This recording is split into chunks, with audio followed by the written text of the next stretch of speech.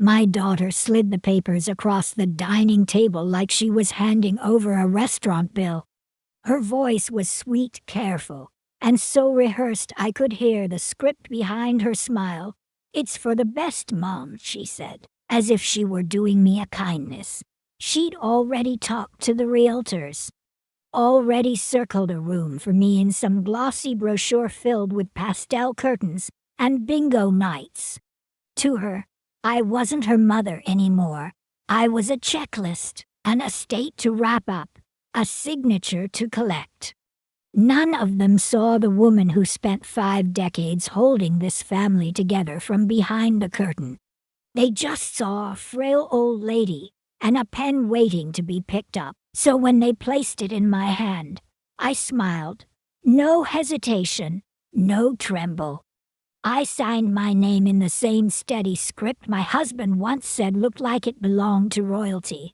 I gave them exactly what they came for, but what they didn't understand, what they never understood, was that my signature wasn't the end.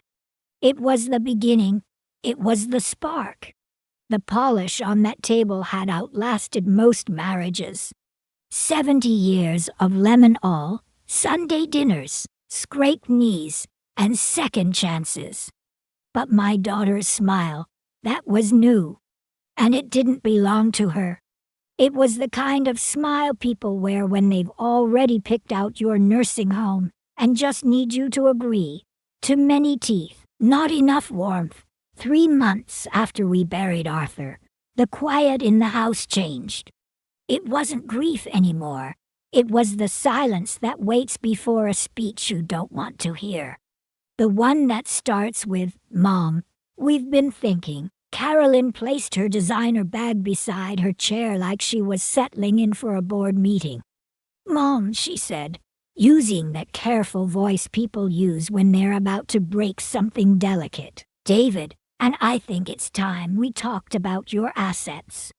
Her smile was still there, all surface. "We just want to make things easier for you." I didn't answer. Instead, I let my thumb trace a small scratch on the wood, a scar from when Leo drove his toy soldier across the table like it was a battlefield. I could still hear Arthur laughing that night. "Every good table needs a story," he'd said. Carolyn's voice cut through the memory. "Sharper now, Mom. Did you hear me?" I looked up slowly. "I heard you." My tone didn't change. "You want to talk about my money?" She blinked, taken off guard. Her smile held, but it faltered. "It's about your well-being," she said quickly. "This house, the taxes, the upkeep. It's too much for you alone." The words were too neat, too practiced. I could almost see the PowerPoint slides behind them. She was quoting bullet points back to me. At this same table, I'd taught her Excel. Now she was running the numbers on me. I said nothing. Carolyn's always hated silence. She thinks it's awkward. I know better. Silence is just another kind of answer. Finally, she leaned in. "The real estate agent's ready to list the house. You don't need to do anything." She said it like a favor. That's when I left the room in my mind, not physically. Just a quiet drift, back 40 years. Same table, same sun filtering through the blinds. Arthur at the head, our ledgers spread out. His face lit up like a kid at Christmas. "Don't know what I'd do without my Chancellor of the Exchequer," he'd say. And I'd laugh, thinking we had forever. He was the dreamer. I made the math work. But Carolyn, she forgot that. She forgot me. Later that night, after the house went still again, I walked into Arthur's study. The scent of old paper and lemon all met me like an old friend. I didn't need a lamp. My fingers knew where to go. Under the desk, beneath the roll-top drawer, there was a latch. Arthur had shown it to me once. "For rainy days," he'd said. "Or when the vultures start circling." The panel clicked open. No jewels, no stacks of bills. Just a cream envelope. My name on the front, in his handwriting. I opened it without pause. It began the way only Arthur would write. My dearest Ellie, it read. If you're opening this, then they're already circling. They'll talk about your age. They'll point to your grief. They'll try to make you second-guess the ground beneath your feet. But you and I both know who kept this ship sailing. You stretched every dollar until it screamed. You made 5 feel like 50. They don't know about the oak seed portfolio. Carolyn sees the house. David sees the account balances. They're staring at the map, Ellie, but only you know where the treasure is buried. Call Davies. He has everything. Don't let them boil this life down to columns and decimals. Make them read the fine print. That was always your specialty. Love always, Arthur. When Carolyn left that evening, the silence didn't feel peaceful. It prowled. The kind that settles into corners and waits for you to make a move. This house used to be a sanctuary. Now it felt like a museum of misplaced expectations, each room holding something they thought they were owed. Same furniture, same pictures, but the meaning had changed. I walked into the bedroom and opened the old jewelry box. The velvet slot where my sapphire necklace once rested was still bare. Arthur gave it to me on our 25th anniversary. The blue matched his eyes. I remembered selling it 5 years back. Carolyn had called, breathless with fake urgency, voice quivering like it had rehearsed tears.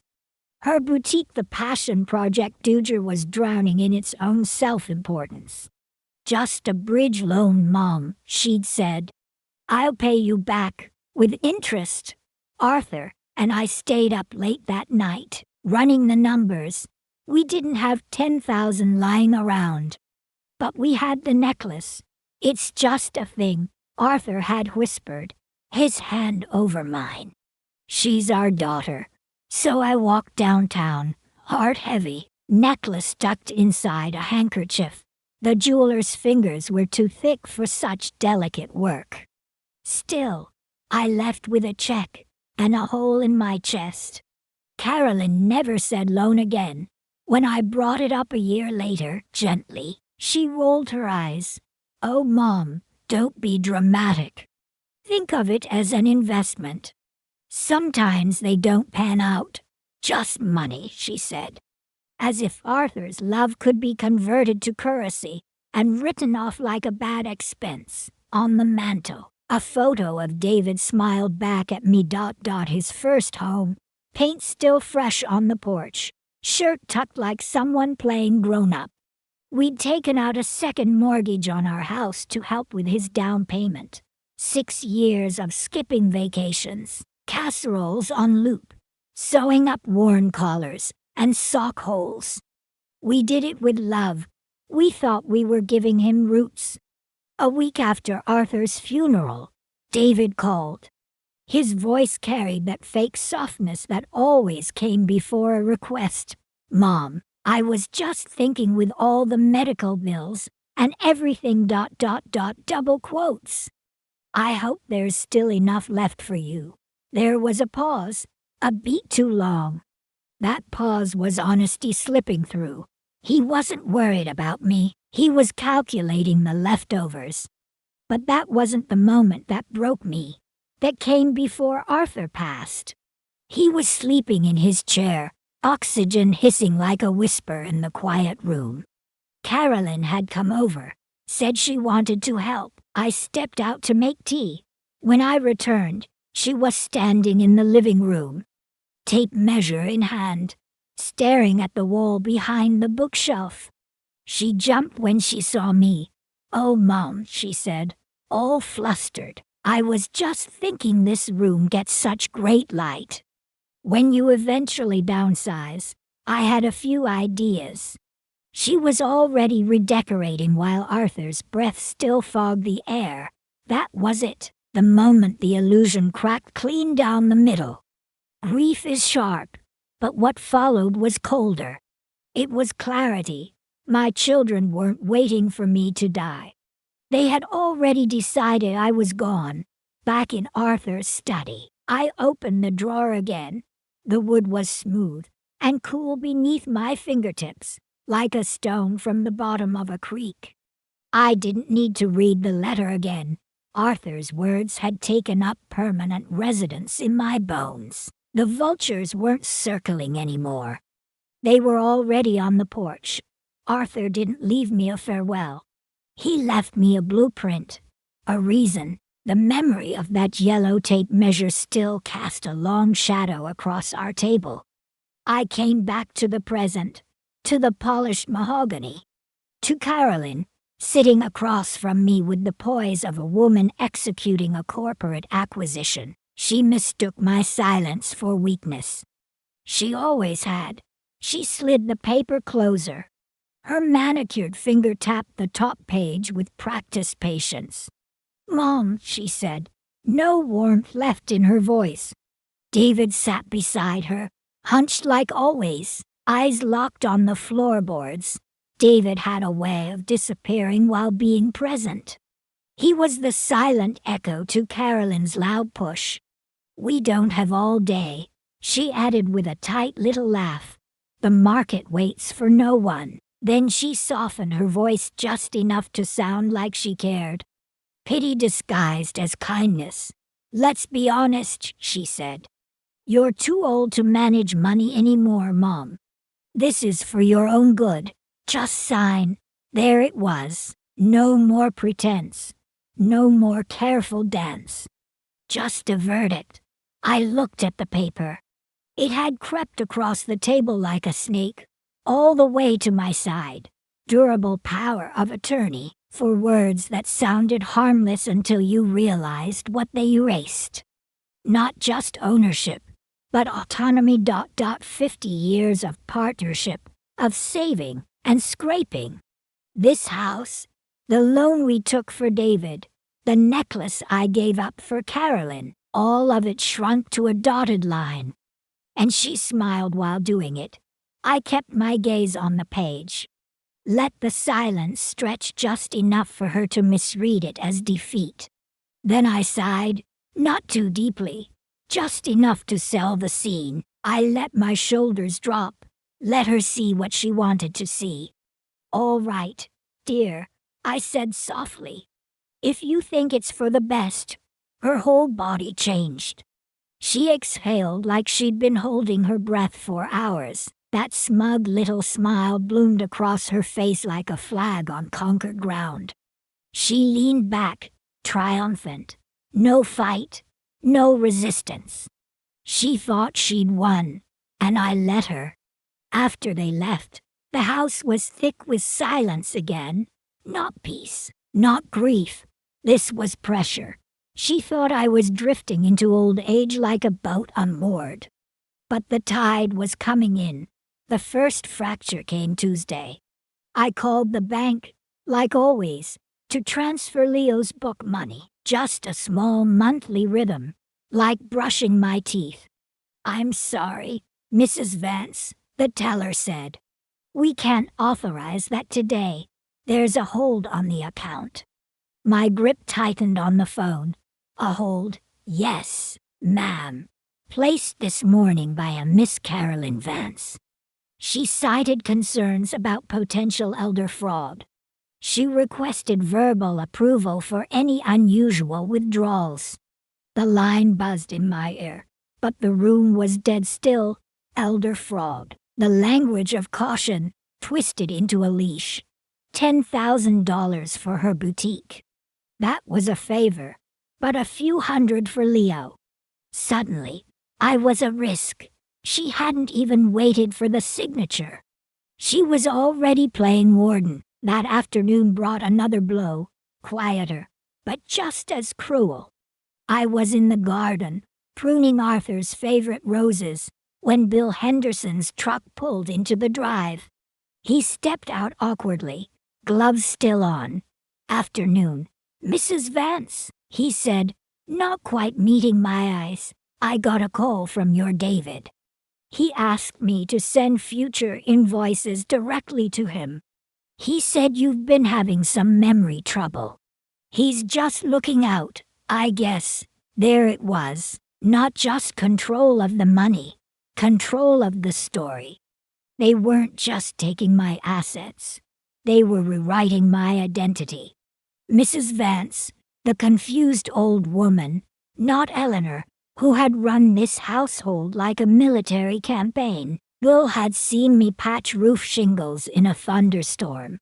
Now he was patting my arm like I might forget his name. "Thank you, Bill," I said evenly. "But let's keep doing things the way we always have." He nodded, visibly relieved. I watched him drive away and turned back to the house. They thought they were being clever. They thought they were outmaneuvering me. All they were doing was laying bricks for the case Arthur and I had been building for years. They were digging their own hole, and they didn't even see it. I stayed out in the garden long after Bill drove away. The pruning shears still in my hand, sharp and cold.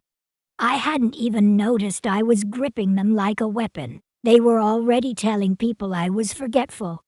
Not to my face, of course, but the whispers had started. The story was being written without me. Tellers, gardeners, anyone who might one day be asked to nod solemnly and say yes. She did seem confused. I set the shears down on the stone bench. The scrape of metal against granite echoed like a warning. Not an ending, a shift. I walked back into the house, past the living room where Carolyn had once measured a wall like it already belonged to her. Down the hallway, the old mahogany side table still held the house phone. And beneath it, Arthur's stubborn legacy, a dust-covered Rolodex. He always said paper didn't crash, didn't forget passwords, didn't vanish into the cloud. I turned the wheel slowly. Familiar names fluttered by like ghosts. Plumbers, old neighbors, cousins I hadn't heard from since Reagan was president. And then I found it. Davies Alistair. In Arthur's neat pencil below the printed name, the architect.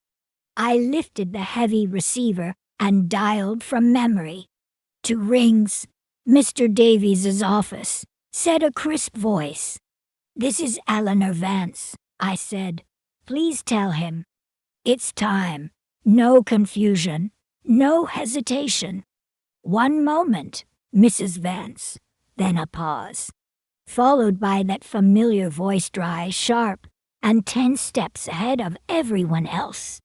"Eleanor," he said, "I've been expecting you. They're moving faster than we hoped." Greed usually does. Come at 3. The city hadn't changed, but the drive there felt different. I wasn't a widow running errands.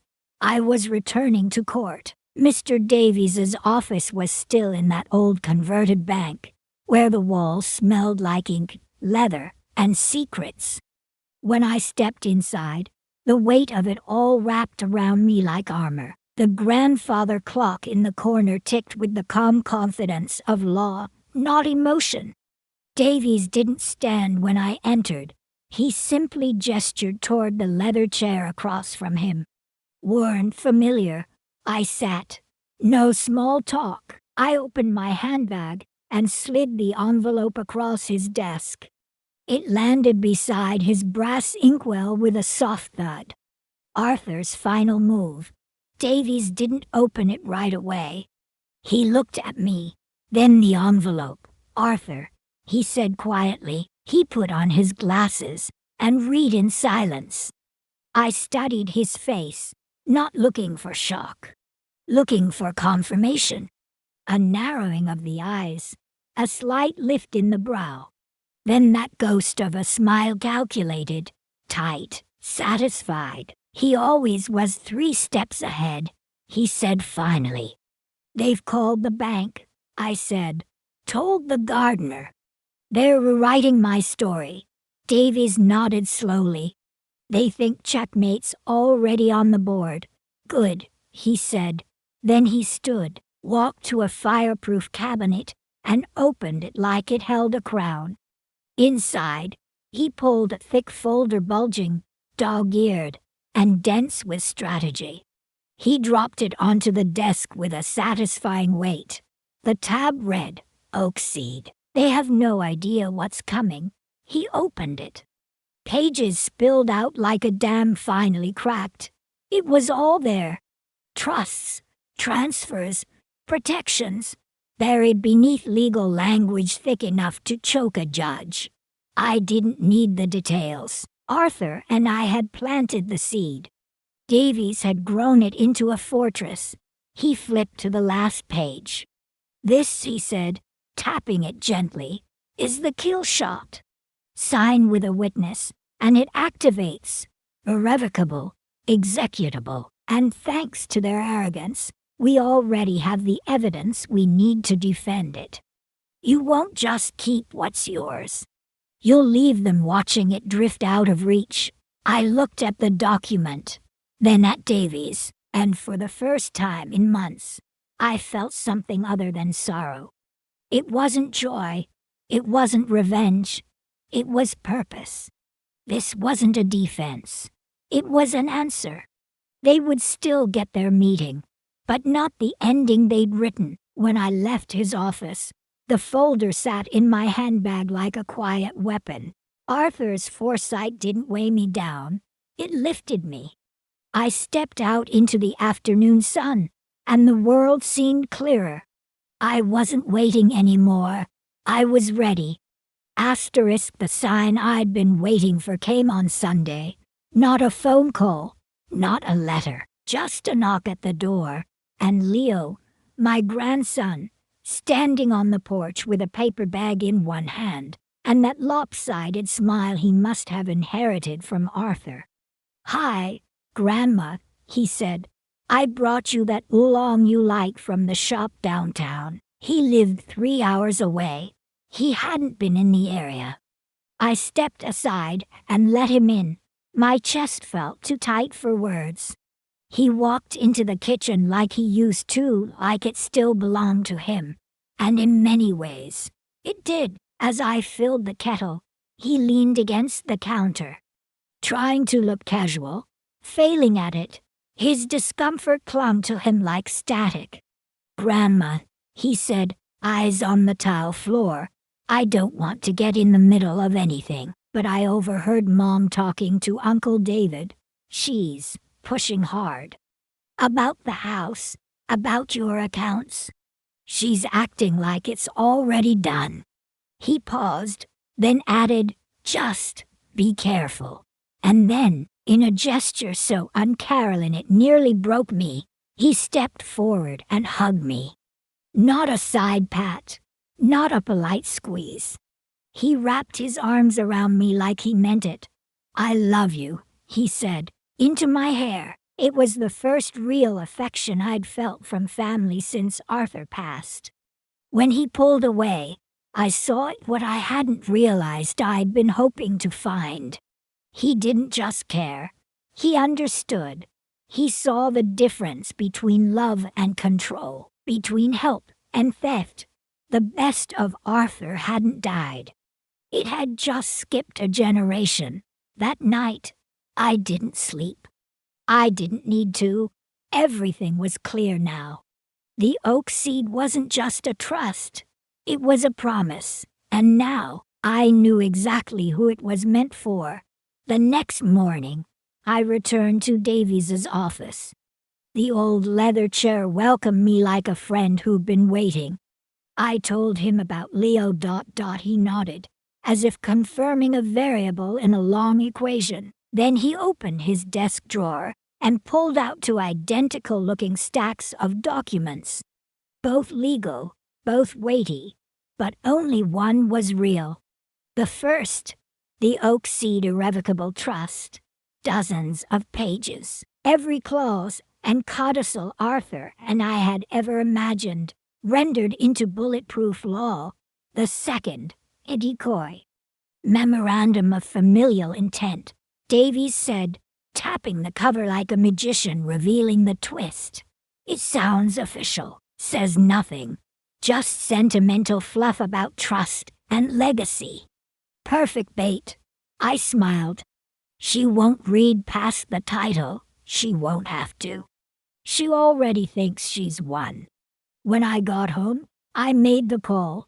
Carolyn, dear, I said, letting my voice carry a practiced tremble. You're right. It's all a bit much for me. I think I'm ready to sign. The silence on her end crackled. Then came the syrupy rush. Oh, Mom, that's such a relief. You're doing the right thing. I'd like to do it Thursday, I said. Here at the house, Mr. Davies can join us just to keep things proper. He's an old friend, hook, line, and sinker. She didn't see Davies as a threat, just a relic, someone to humor, someone from Dad's time. Of course, she said brightly. I'll bring a mobile notary. We'll get it all wrapped up nice and tidy. Perfect, I said. After I hung up, I called Davies. She bit, I told him. Good, he said.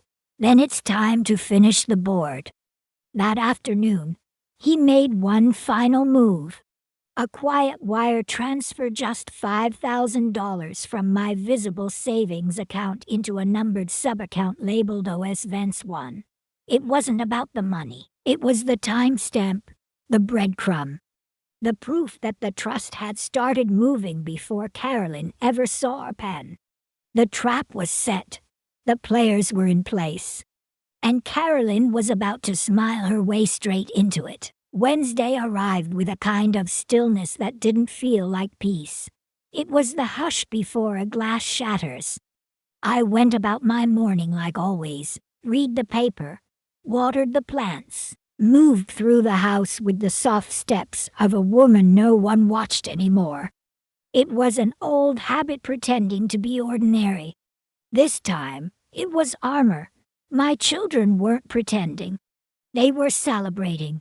Around noon, Carolyn sent an email to David. I wouldn't see it until later, but when I did, the words hit harder than I expected. Not because of what they said, because of how little they bothered to hide. Tomorrow at 2 at the house, Mom's signing everything over. Greater than Davies will be there, but he's harmless. Already talked to Brenda. The realty office listing plan is ready. We'll catch the end of the summer market. Greater than grab anything you want from the attic. That was it. No greeting ... no sentiment. Just a checklist. My life reduced to bullet points and real estate. The house wasn't Mom's anymore. Not even ours. In Carolyn's mind, it was already listed, already gone. Later that afternoon, the phone rang. I knew the voice before she said a word. Hi, Mom, Carolyn chirped, all sign and sugar. Just wanted to check in before tomorrow. I'm so glad we're finally wrapping this up. It'll be such a relief for you. I gave a vague, agreeable noise in response. That was enough for her. Well, she continued, once we sign, I thought we could look at some options. I've got a few brochures from a lovely retirement place, Willow Creek. They have social hours, a gorgeous dining room, lots of activities. I said nothing. She went on. I actually spoke to the director. We've put a temporary hold on a one-bedroom. It's got a great view of the parking lot. She said it like a reward, like she'd just gotten me a room at the Ritz. That was the moment the air changed, not because she'd picked a place for me, but because she thought she had the right to. She'd made decisions with my money, scheduled showings for my house, carved out a neat little future for me all without a single legal signature. I looked around the living room, Arthur's worn chair, The faded scratch in the floor from Leo's toy tank, the sunlight catching the edge of the old rug we'd picked together. This wasn't property. It was memory, etched in wood and light. And she was erasing it. "That's very thoughtful of you, Carolyn," I said, keeping my voice even. "I look forward to seeing it." She didn't hear the edge in my tone. She heard surrender. She had no idea. No clue she was walking straight into a trap 20 years in the making. Thursday didn't arrive with thunder. It came with sunlight, sharp, almost smug, pouring through the dining room windows and catching every dust mote like it was spotlighting the stage. It was a beautiful day for betrayal. I moved through the morning like clockwork, poured my tea into the porcelain cup with the faded violets around the rim, walked the garden, let my fingers drift across the bark of the oak tree Arthur planted. I wasn't saying goodbye. I was bearing witness to a life, to a marriage, to the quiet foundation beneath everything they now wanted to claim. This wasn't mourning. It was readiness. At exactly 1:45, Mr. Davies pulled into the driveway. His gray sedan was as familiar as an old neighbor. He stepped out slowly, briefcase in hand, slim, clean, enough space for only what mattered. 2 documents. One pen. "Are you ready, Eleanor?" he asked. I nodded once. "I've been ready." We sat at the dining table, the same one Arthur and I used to plan vacations we couldn't afford. The one where we paid bills, cut coupons, and somehow stretched every dollar until it gave up and multiplied. The wood gleamed in the afternoon sun like it knew what was coming. The clock in the hall ticked steady and soft. A countdown, but not to my surrender. To their mistake. At 2 o'clock sharp, I heard the car. Too fast down the gravel, too loud. Carolyn swept through the front door like she owned it. She wore a fitted pantsuit, sleek and expensive. Her heels clacked against the wood floor like a judge's gavel. David followed, smaller somehow. His gaze never lifted from the floor. Then came the notary, a young woman in a blazer too tight for comfort, carrying a sleek briefcase and that detached expression professionals wear when they've stopped seeing people as people. "Mom," Carolyn said, halfway across the room already. "Mr. Davies." No warmth, no pause. "This is Miss Albright, our notary, just to keep things clean and official." Miss Albright nodded, silent and efficient. She set her case on the table and clicked it open. Carolyn slid into Arthur's chair like she'd earned it. No hesitation, no glance backward. David sank into the seat beside her, still quiet, still small. She placed a glossy folder on the table, Willow Creek brochures, fanned out like realtors do with open house flyers. She didn't even mention them. She didn't have to. Then she reached into her briefcase and pulled out the real prize. A stack of papers, the durable power of attorney. She smoothed them with both hands, like she was ironing out my resistance. "Well," she said, voice sweet like syrup over steel, "no need to drag this out. I know this is hard for you, Mom, so we'll keep it quick." She turned to Mr. Davies. "All business. You've explained everything to her. This is just a routine signature, nothing complicated." Davies blinked slowly, playing his role. "My dear Carolyn," he said, voice soft and almost apologetic, "I'm only here to ensure Eleanor's wishes are honored. It was a promise I made to her husband." Carolyn laughed, sharp, dismissive. "Arthur's promises," she said, as if the man who built her foundation was now just an inconvenience. They thought the scene was theirs, that they had the script, the paperwork, the witness. The elderly lawyer too slow to stop it. They looked at me and saw a box waiting to be checked. What they didn't see was the gavel in my hand. The dining room was silent, heavy, expectant. The Willow Creek brochures sat like party decorations for a celebration I had never agreed to attend. Carolyn tapped the stack of legal papers with her manicured nail, sharp, impatient. She thought she was minutes away from victory. "Okay, Mom," she said, her voice coated in pretend tenderness. But it was the kind of softness people use when they're pushing someone out of their own life. She slid the papers across the table. They stopped right in front of me. Time to sign. I looked at them. I didn't need to read the words. I already knew what they meant. Not just the loss of rights, the erasure of a life. A slow fade into someone else's spreadsheet. I reached for the pen. My hand trembled slightly, not from fear, but from the weight of what was coming. Then Davies cleared his throat, loud, deliberate. It sliced through the room like a crack of thunder. Carolyn's head whipped toward him, clearly irritated. "Eleanor," he said slowly, dragging the moment out like a stage cue, "before you sign that very important document, I believe I misplaced a small memo. Something minor, about the garden. Arthur was always particular about those azaleas." Carolyn sighed, dramatic, exasperated. "Garden maintenance, seriously." Davies didn't blink. Best to keep things tidy. He opened his folder, shuffled a few papers with deliberate slowness, and then pulled out a single sheet. He placed it directly on top of the power of attorney papers, lined them up perfectly. Then, with the same care he might give to loading a chamber, he laid his fountain pen beside it. "There we are," he said, nodding gently. "All in order." I picked up the pen.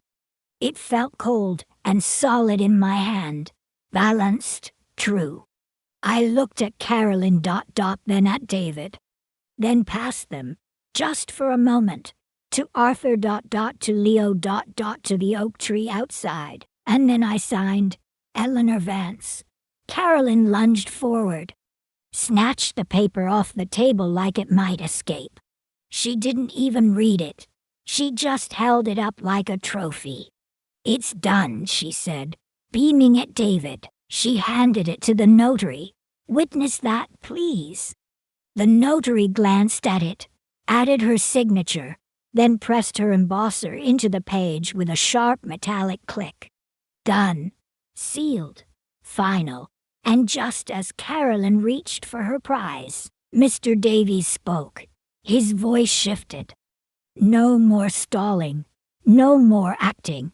You may want to read what she actually signed." Carolyn froze. Her hand stopped in midair. Her smile flickered. "What?" she asked. "It's the poem." She looked down, really looked, and her face changed. Not confusion, not anger, fear. She grabbed the document from the notary and scanned it, her eyes darting like mice in a trap. "What is this?" she whispered. Mr. Davies folded his hands.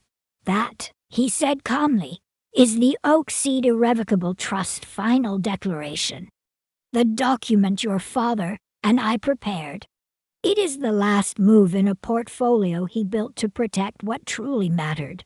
He paused, a portfolio currently valued at just over $9 million. David made a sound somewhere between a gasp and a choke. Carolyn went pale. Not angry, not shocked, just hollow. Like the ground had disappeared beneath her heels. Davies continued, "By signing, your mother has fully funded the trust. This includes the house, all liquid assets, and the full contents of her estate. And per the terms Arthur and Eleanor agreed upon, the sole beneficiary is Leo Vance." He turned to Carolyn, "Your son." There was nothing left to say. Carolyn stumbled backward, one hand bracing against the table, the other still clutching the document like it might transform if she held it tightly enough. Her fingers trembled. Her face looked hollowed out. She stared at me as if I were a stranger wearing her mother's skin. Mr. Davies turned to the notary and gave her a polite nod. And on behalf of my client, he said quietly, "Thank you for bringing a notary." The room stayed silent. Even the clock in the hallway seemed to hesitate. Carolyn stood frozen, the page in her hand like a verdict she'd accidentally delivered to herself. David hadn't moved. He sat limp, eyes wide, his mouth slightly open, but soundless. He looked down at his hands like he didn't recognize them anymore. They were the hands of a man who had let it happen. Mr. Davies's voice broke the quiet. "It's done. The trust was funded yesterday. The transfer is recorded, irrevocable, executed exactly as Arthur intended." He turned back to the notary, who looked more shaken than professional now. "You may send your invoice to my office." Carolyn let out a ragged, broken sob and bolted from the room. A moment later, I heard her car engine scream down the driveway. David followed in silence, never turning back. The vultures were gone. Weeks passed. Late one golden afternoon, the summer heat had finally broken. The roses were blooming again. I stood by the bushes with Leo. Shears in hand, I showed him where to cut. "Right above the 5-leaflet leaf," I said. "That's where the strongest growth begins." He made the snip, clean, careful. Just like Arthur would have. Leo had been quiet since that day, the weight of what he'd inherited still settling on his shoulders. Finally, he set the shears down on the stone bench and turned to face me. "Grandma," he said, his voice soft. "We need to talk. I don't think I can take it. All that money, it doesn't feel right. It should go to the family." I looked at him, really looked, and saw Arthur behind those eyes, steady, kind, good.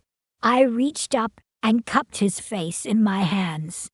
My skin soft and worn, his still young and unsure. "Leo," I said gently, "your grandfather and I didn't save money. Money's just paper. We saved seeds. For 50 years, we planted and protected and waited." I glanced around the garden, the green stretching in every direction. We were waiting for good soil. I met his eyes again. "Your mother and your uncle? Their soil is rocky. Anything planted there grows twisted. They would have locked those seeds in a vault, counted them, hoarded them. But a seed in a vault is a dead thing." I pressed my hand to his chest. "Your heart is good soil, Leo. Arthur knew it. I know it. That's why it's yours now. Not to keep, to grow." His eyes filled. He didn't say anything, just nodded slow, certain. He understood. He hadn't inherited wealth. He had inherited a purpose. I picked up the shears again and made one final cut. A dry, brittle branch fell away, almost weightless. Then I turned and looked out over the lawn. At the oak tree we planted 50 years ago, tall, strong, unshakable. Carolyn had wanted the house. David had wanted the money. But they never saw the real treasure. They never saw the view. In the end, I didn't take anything from them. I simply gave everything to the only one who knew how to help it grow. So that's my story. What would you have done if your own children tried to take everything you built? Let me know in the comments, and don't forget to subscribe if you believe we're never too old to fight back.